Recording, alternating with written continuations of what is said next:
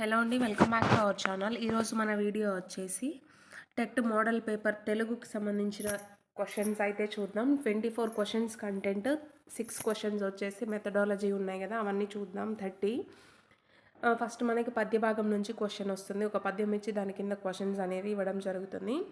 క్రింది పద్యాన్ని చదివి ఇచ్చిన ప్రశ్నలకు జవాబులు గుర్తించండి. నీతి లేని వాని నిరసించు జగమెల్లా, నీతిశాలికెప్పుడు నెగడు లేడు, నీతిశాలినెప్పుడు నీతియే కాపాడు, కుజను బారి నుండి కప్పు స్వామి. ఓకేనా. ఈ పద్యం నుంచి మనకి కింద 33 వరకు క్వశ్చన్స్ అడగడం జరిగింది. జగము ఎవరిని నిరసించును? ఓకేనా.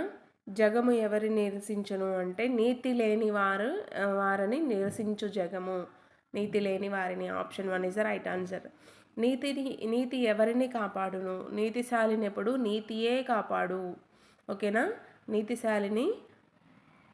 నీతియే కాపాడు ఉంటుంది. నీతి ఎవరిని కాపాడుతుందంటే నీతిశాలిని, నీతిగా ఉన్న వాళ్ళని కాపాడుతుంది. ఓకేనా. నెక్స్ట్ క్వశ్చన్ వచ్చేసి నీతి ఎవరి బారి నుంచి కాపాడునంటే కుజనుల బారి నుంచి నీతి మనల్ని కాపాడుతుంది. నెక్స్ట్ మనకి ఇక్కడ ఒక గద్య భాగం నుంచి గద్యం అనేది ఇవ్వడం జరిగింది.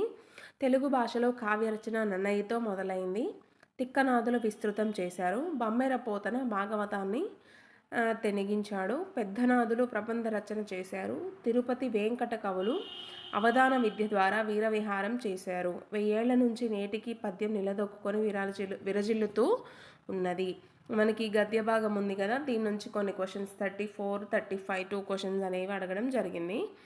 భాగవతాన్ని తెలుగులోకి రాసింది ఎవరు అంటే పోతన గారు రాయడం జరిగింది. ఇవి ఎక్కడి నుంచో కాదు, పైన ఇచ్చిన గద్య భాగం నుంచే ఉన్నాయి. తెలుగు భాషలో కావ్య రచన వీరితో మొదలవుతుంది. ఎవరితో అంటే నన్నయ్య గారితో మొదలవుతుంది. నెక్స్ట్, విమల వంట చేస్తూ పాటలు వింటుంది. ఇది ఏ రకమైన వాక్యం? ఇది సంశ్లిష్ట వాక్యం. కొన్ని సంయుక్త వాక్యాలు ఉంటాయి, కొన్ని అప్యర్థక వాక్యాలు ఉంటాయి, సామాన్య వాక్యాలు ఉంటాయి. ఇందులో కామా ఉంది కాబట్టి 2 వాక్యాలు కలిపి ఒక వాక్యం పూర్తయింది కాబట్టి దీన్ని వచ్చేసి మనం సంశ్లిష్ట వాక్యం అంటాము. మారేడు, ఉత్కృష్ణ కాంతి అనే నానార్థాలు గల పదాలని వరుసగా గుర్తించండి. కర్కోటకం, నిగ్గు. మారేడు అంటే కర్కోటకం, ఉత్కృష్ణ అంటే నిగ్గు. ఉత్కృష్ణ కాంతి మీన్స్ నిగ్గు అనే నానార్థాలు వస్తాయి. మీరు ఇంకా చూడని వాళ్ళు ఎవరైనా ఉంటే మన ఛానల్లో టోటల్ పర్యాయ పదాలు, నానార్థాలు, ప్రకృతి వికృతులు అన్నీ పెట్టడం జరిగింది, చూడండి. క్రింది అంశాలను సరికాని దానిని గుర్తించండి. ఆహా ఎంత బాగుందో, ఇది ఆశ్చర్యార్థకం, కరెక్టే అవుతుంది కదా. ఈ పాఠం చదువు. నిషేధార్థకం అనేది రాంగ్. సారీ, ఇది నిషేధార్థకం కిందకి రాదు. ఓకేనా.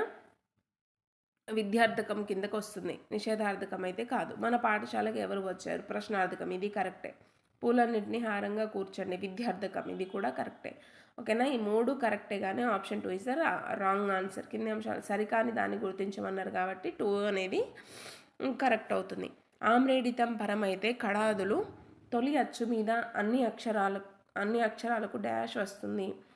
అకారాంత ద్విరుక్త టకారం అనేది వస్తుంది. శరీరం పర్యాయ పదం కానిది. తనువు, దేహం, పెయి, ఈ 3 కూడా మనకి శరీరానికి పర్యాయ పదాలు అవుతాయి. శరభం అనేది శరీరానికి పర్యాయ పదం కాదు. Next 41 question. ఇక్కడ మనకి అలంకారాల గురించి ఇవ్వడం జరిగింది. అజ్ఞానాంధకారం తొలగితే మంచిది. ఇందుగల అలంకారం ఏంటి అని అడిగారు. ఉత్ప్రేక్ష, ఉపమాలంకారం, రూపకం, అతిశయోక్తి.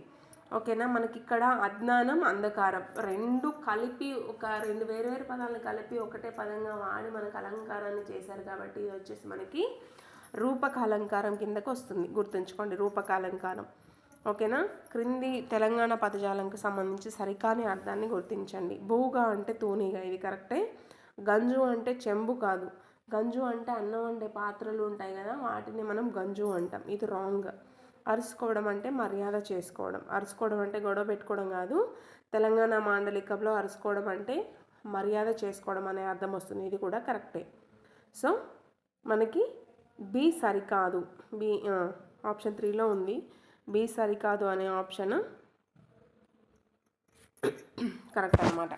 స్థిరంగా ఉండకపోవడం అనే సందర్భంలో ఈ జాతీయాన్ని వాడతారు. కుక్క బుద్ధి అనేది స్థిరంగా ఉండకపోవడం అనేదాన్ని కుక్కతో ఒక వంకర ఇదంతా కుక్క బుద్ధి అంటాం కదా. అంటే స్టేబుల్గా లేకుండా అట్లా చేసే వాళ్ళని అందరినీ కుక్క బుద్ధి అంటాం. ఓకేనా, అది కరెక్ట్ అన్నమాట.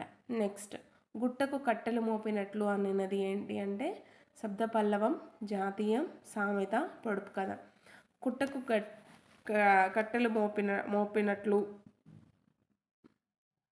అనేది ఒక సామెత కిందకి రావడం జరుగుతుంది. ఆహారం ఈ పదానికి గురు లఘువులు గుర్తించండి. ఆహారం దీర్ఘం కాబట్టి గురువు, హా కూడా దీర్ఘం కాబట్టి గురువు. రమ్ ఏదైనా సున్నా ఉంది, ఆ అక్షరం ముందు సున్నా ఉంది అంటే దానికి కూడా మనం గురువే పెడతాము. ఓకేనా, so option 2 is the right answer. ప్రళయకాలమున సర్వమును హరించేవాడు అని ఉత్పత్తార్థం గల పదం వచ్చేసి హరుడు. హరించేవాడు అంటే హరుడు. స్తంభాలు వికృతి పదం వచ్చేసి కంబాలు. ఓకేనా. నెక్స్ట్, డాక్టర్ పల్లా దుర్గయ్య రాసిన వర్షం పాఠ్యాంశం ఏ ప్రక్రియకు చెందినది అంటే ఖండకావ్యం. ఇదొక ఖండకావ్యానికి సంబంధించినది. పల్లా దుర్గయ్య రాసిన వర్షం అనే పాఠం. రాయప్రోలు సుబ్బారావు రాసిన లక్షణ గ్రంథాలు ఇవి వచ్చేసి మనకి మాధురి దర్శనం, రమ్యాలోకం. Option 2 is the right answer. క్రింది అంశాలను పరిశీలించి సరైన దానిని గుర్తించండి. ఊరిలో నిక్కిల్లు లేదు, ఊరి వెలుపల పొలము లేదు. సుద్దాల హనుమంతు, కరెక్టే ఇది. కూలి మస్తుగా దొరుకుతుందని కోస్త దేశం పోతివా, ముకురాల రామరెడ్డి. ఇది కూడా కరెక్టే. A, B రెండు కూడా కరెక్టే అవుతాయి. ఆప్షన్ ఎక్కడుందో మనం చూస్ చేసుకోవాలి. A, Bలు సరైనవి. Option 1 is the right answer.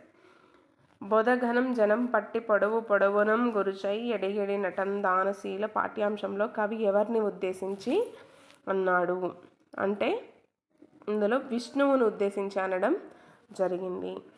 చిన్నప్పుడే అనే కథ అల్వారు స్వామిచే రచించబడింది అనున్నది ఏ రకమైన వాక్యం?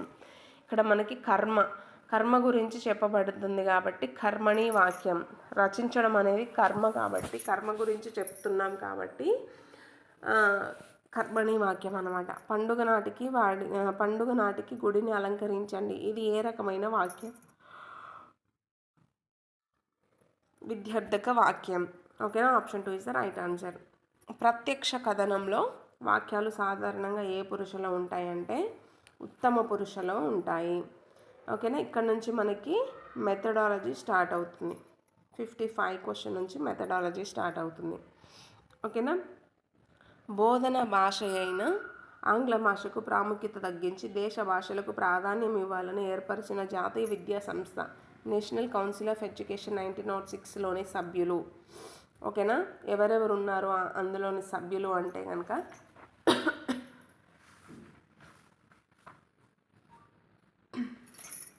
రవీంద్రనాథ్ ఠాగూర్ గారు, బిపిన్ చంద్రపాల్, చిత్తరంజన్ దాస్, గురురాజ్ బెనర్జీ, రాస్ బిహారీ బోస్, వీళ్ళందరూ కూడా మనకి NCE 1906 national council of education అనే దానిలో బోధన భాష అయిన ఆంగ్ల భాషకు ప్రాముఖ్యత తగ్గించాలి, దేశ భాషలకు లోకల్ లాంగ్వేజెస్కి ప్రాధాన్యం ఇవ్వాలని ఏర్పరిచిన జాతీయ విద్యా సంస్థలు వీరందరూ కూడా ఉండడం జరిగింది.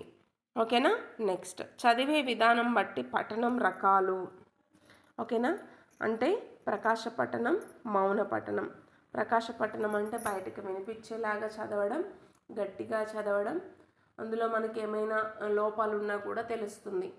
ఓకేనా, పక్కవారికి డిస్టర్బెన్స్ అవుతుంది. అండ్ ఆల్సో మనం చదువుతుంటే మనకి ఆ పదం రానివి ఏమైనా ఉన్నా తెలుస్తుంది, ఎవరైనా అత్తి వాళ్ళు ఉన్నా కూడా అర్థమవుతుంది, ఆ పదం పలకడం రావట్లేదు అని తెలుస్తుంది. మౌన పఠనంకి వచ్చేసరికి మనకి ఏమైనా పఠన లోపాలు ఉంటే కనుక తెలియదు, ఎందుకంటే లోపల చదువుకుంటాం కాబట్టి. ఓకేనా, చదివే విధానం బట్టి పఠన రకాలు వచ్చేసి 2, ప్రకాశ పఠనం, మౌన పఠనం. నెక్స్ట్, సిసిఈ విధానంలో కంటిన్యూ కాంప్రహెన్షన్ ఎవల్యూషన్ అంటాం. సిసిఈ అంటే కంటిన్యూ కాంప్రహెన్సివ్ ఎవల్యూషన్ విధానంలో భాగంగా పిల్లల భాగస్వామ్యం, ప్రాజెక్టు పని, లఘు పరీక్ష, పిల్లలు రాసిన అంశాలు ఈ రకమైన మూల్యాంకనం కిందకి వస్తాయి. ఇది వచ్చేసి మనకి నిర్మాణాత్మక మూల్యాంకనం. పద విభజన చేస్తూ ప్రతి పదానికి అర్థం చెబుతూ పదస్వరూప స్వభావాలను తెలుపుతూ వివరిస్తూ సాగే పద్య బోధన పద్ధతిని ఇలా అంటారు. పదాలు విభజన చేయాలి, ప్రతి పదానికి అర్థం చెప్పాలి, పద స్వరూప స్వభావాలను తెలుపుతూ వివరిస్తూ సాగే పద్య బోధన పద్ధతిని ఏమంటామంటే ఖండ పద్ధతి, కొంచెం కొంచెం భాగాలుగా చేసి అన్నీ వివరిస్తూ పద స్వరూపాన్ని పద విభజన అంటేనే మనకి ఖండ పద్ధతి అనేది గుర్తు రావాలి. ఓకేనా? Option 3 is the right answer. ప్రాథమిక స్థాయి వాచకాలలో ఒక పాఠం చివర నేనివి చేయగలనా అనే శీర్షిక గల అభ్యాస ఉద్దేశం అంటే స్వీయ మూల్యాంకనం. స్వీయ అంటే సెల్ఫ్ ఎవల్యూషన్, ఎవరికి వాళ్ళు చేసుకోవడం అన్నమాట. చేయగలుగుతానా అంటే అది స్వీయ మూల్యాంకనానికి సంబంధించినది. జ్ఞానేంద్రియాల ద్వారా వస్తువులను పరిశీలించడం వల్ల కలిగేవి. జ్ఞానేంద్రియాల ద్వారా వస్తువులను పరిశీలించడం ద్వారా